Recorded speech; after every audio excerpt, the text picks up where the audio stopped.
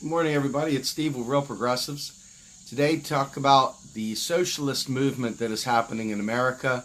Obviously, socialism is a spectrum. Democratic socialism is taking off in leaps and bounds with folks like Alexandria Ocasio-Cortez. And now in Florida, we've got Bernie-backed Andrew Gillum.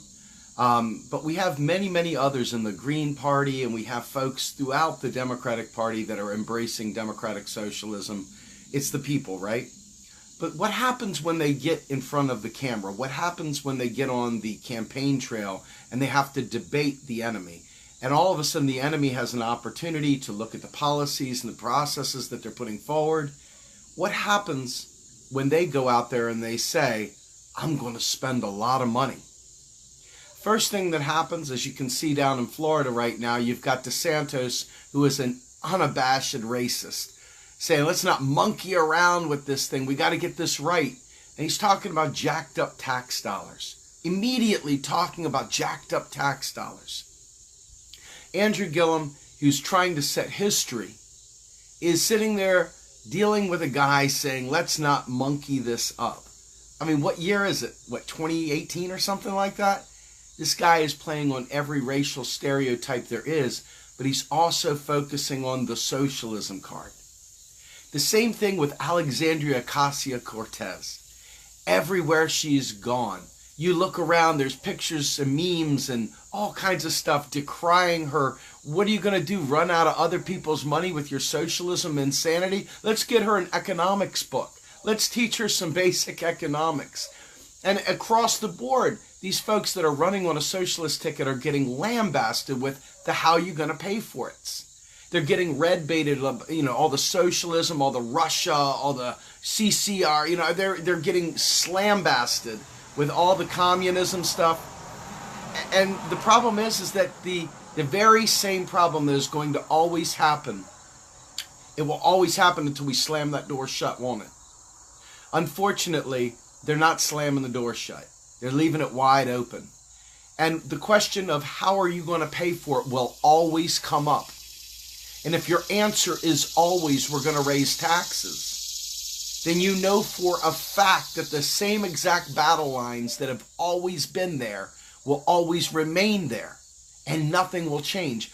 I worry terribly so that democratic socialism is getting onto the stage 5 minutes before it should, because people don't understand the answer to the question of how you're going to pay for it. So poor guys like Andrew Gillum, young, not getting any money, no big support, no big money supporting him, fighting his tail off against a real scumbag, okay, is sitting there left high and dry without an answer to the question of how are you going to pay for it.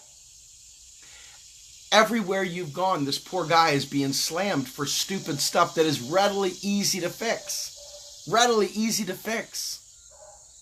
But what's going to happen when each candidate goes up there? What's happening is people are watching. They're paying attention. Can this democratic socialism thing work? Can they actually do what they say they're going to do? Are they going to jack up our taxes? And what's going to happen is people are going to use their success or their failure as the bellwether as to whether or not they can even go that route. Now, what happens, however, is that we don't have the answers. We do have the answer. We have the answers to those questions. And there's a lot of other folks out there that have the answer to how you're going to pay for it.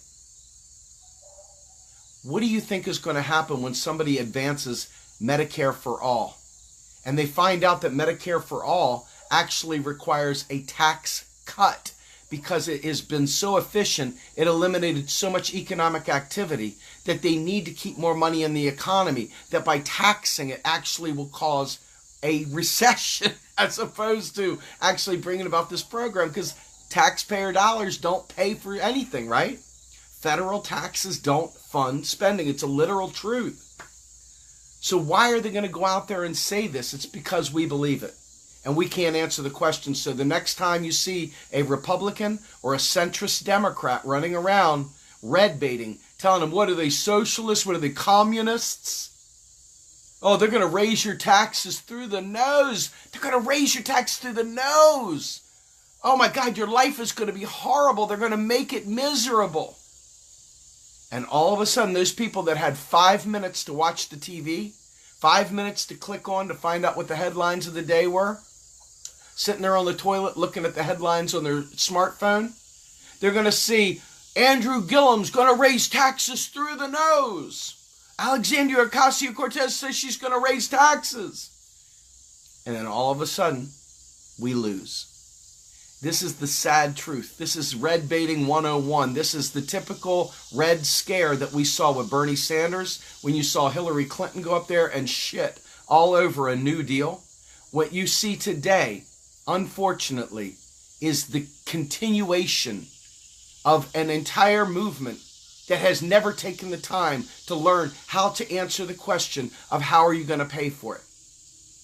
So I'm going to give you a 2-minute quickie on how you're going to pay for it. Every time Congress passes a bill, every single time Congress passes a bill, it appropriates and authorizes spending.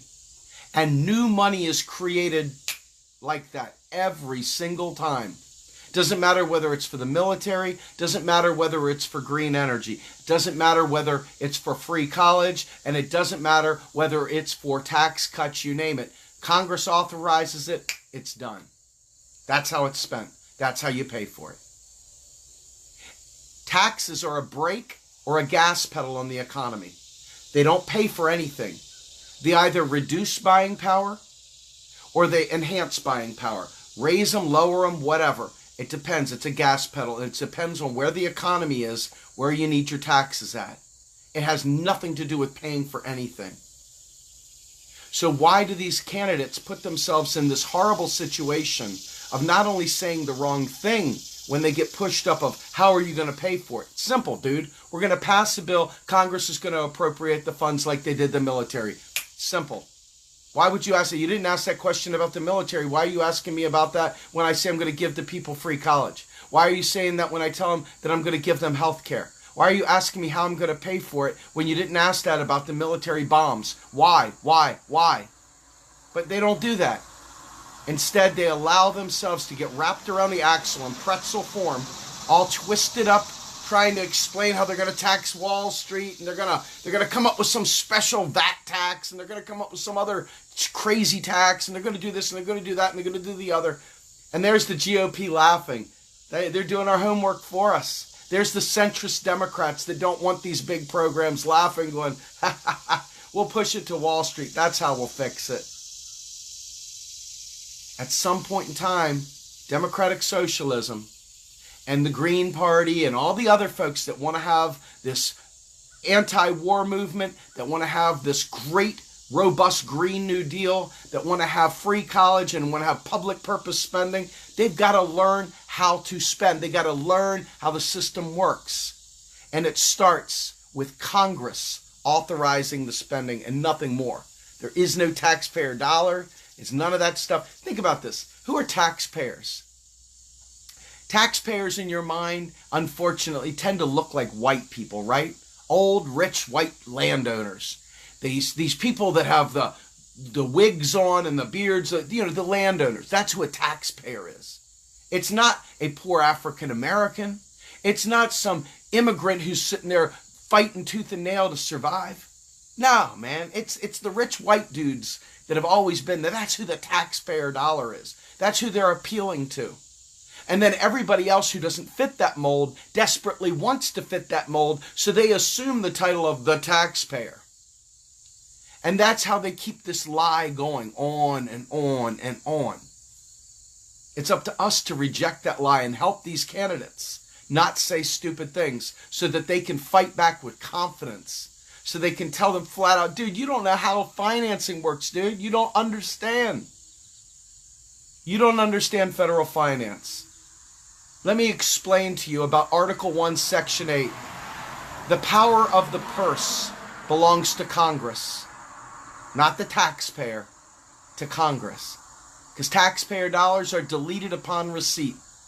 Every time Congress spends is a new dollar, and every time it taxes, it deletes a dollar. That's how the circuit works. Learn it, friends. Learn it, embrace it, and activate on it. I'm Steve Grumbine. We're Real Progressives. Have a great day, everyone.